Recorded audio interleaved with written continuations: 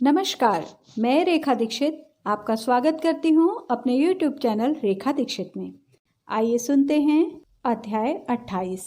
धर्मदत्त ने देवराज से पूछा, हे देवराज, जय और विजय ने अपने पूर्व जन्म में ऐसा कौन सा पुण्य किया जिससे भगवान विष्णु का रूप धारण करके वह उनके द्वारपाल हुए। प्राचीन काल में व्रणाबिंदु की पुत्री देवहूति से कर्दम ऋषि द्वारा केवल देखने मात्र से ही 2 सुंदर बालक उत्पन्न हुए। उनमें से बड़े का नाम जय और छोटे का नाम अजय हुआ। बाद में देवहूति के गर्भ से कपिल देव जी भी हुए। जय और अजय दोनों ही विष्णु जी के बड़े भक्त और धर्मात्मा थे। दोनों ही नित्य प्रति अष्टाक्षर मंत्र का जाप करते थे और विष्णु जी का व्रत करते थे। भगवान इन दोनों भाइयों पर अत्यंत प्रसन्न थे और नित्य पूजा के समय इनको दर्शन दिया करते थे। एक समय राजा के निमंत्रण पर देव ऋषि नारद गणों सहित राजा के यज्ञ में पधारे। उस यज्ञ में जय ने ब्रह्मा और अजय ने पुरोहित बनकर यज्ञ को संपूर्ण करवाया। यज्ञ के विधि पूर्वक समाप्ति हुई। मारुत राजा ने जय और अजय को बहुत सा धन दिया। वह दोनों भाई दक्षिणा लेकर अपने आश्रम में गए। धन का बंटवारा करते समय दोनों भाइयों का आपस में झगड़ा हो गया। जय ने अजय से कहा कि धन के बराबर बराबर भाग होने चाहिए। अजय ने कहा कि जितना धन जिसको मिला है उतना धन उसका ही है। जब जय ने क्रोध में आकर अजय को शाप दिया कि तुम धन लेकर नहीं देना चाहते हो, इसलिए तुम ग्राह्य हो जाओ। अजय ने जय का दिया श्राप स्वीकार कर लिया और जय को श्राप दिया कि तू अभिमानी है, इसलिए हाथी हो जा। जब नियम पूर्वक दोनों की पूजा के समय भगवान उनको दर्शन देने के लिए आए तो दोनों ने भगवान से श्राप मोचन का उपाय पूछा। दोनों ने प्रभु से कहा, हे देव, हम दोनों आपके भक्त हैं, मगर हम हाथी की योनि में कैसे होंगे? हे कृपा सागर, श्राप से हमारा उद्धार कीजिए। भगवान विष्णु ने कहा, मेरे भक्तों की वाणी कभी असत्य नहीं होगी।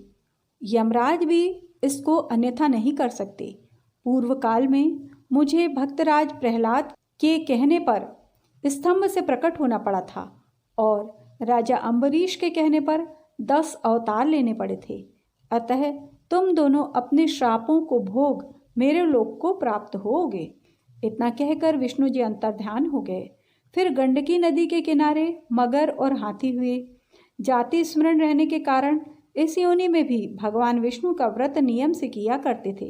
एक दिन कार्तिक की पूर्णमासी को वह हाथी स्नान करने को गंडकी नदी में गया। तब पिछले जन्म का श्राप स्मरण करके मगर ने हाथी को पकड़ लिया और हाथी ने विष्णु जी का स्मरण किया।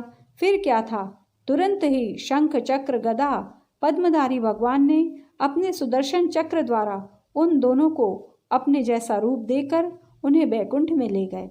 उसी दिन से उस स्थान का नाम हरि क्षेत्र प्रसिद्ध है। चक्र के आघात से वहां पर पत्थरों में भी चिन्ह बने हुए हैं। यह दोनों जय और अजय के नाम से आज तक संसार में प्रसिद्ध हैं। हे प्रिय, आपने विष्णु जी के द्वारपालों के संबंध में जो प्रश्न किया था उनका विस्तृत उत्तर मैंने दे दिया है। इसलिए हे द्विज, तुम भी ईर्ष्या और द्वेष को त्याग कर नित्य भगवान विष्णु का व्रत करो। जगत के प्रत्येक जीवन को समदृष्टि से देखो। तुला, मकर और मेष की संक्रांति में नित्य प्रातः स्नान किया करो।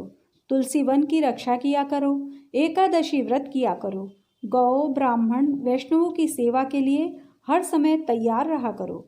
व्रत करने वालों को मसूर दाल और बैगन के साग को कदापि प्रयोग नहीं करना चाहिए। हे धर्मदत्त, ऐसा करने पर तुम शरीर त्याग कर हम लोगों के समान गति पाओगे।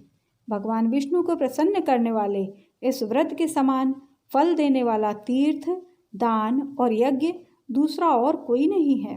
हे विप्र, तुम धन्य हो, क्योंकि तुमने विष्णु को प्रसन्न करने वाले व्रत को किया है, जिसका आधा फल तुमने कलहा को दे दिया है। इसके बाद हम कलहा को वैकुंठ में ले जा रहे हैं।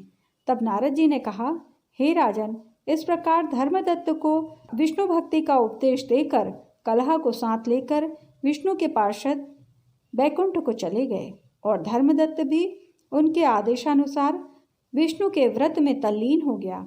जब उसका देहांत हुआ तो अपने स्त्रियों के साथ विष्णु लोक को गया। हे राजन, जो कोई भी प्राचीन काल के इतिहास को सुनाता है और सुनता है वह अंत में विष्णु लोक को प्राप्त होता है।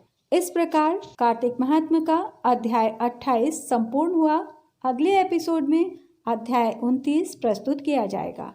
जय श्री कृष्णा।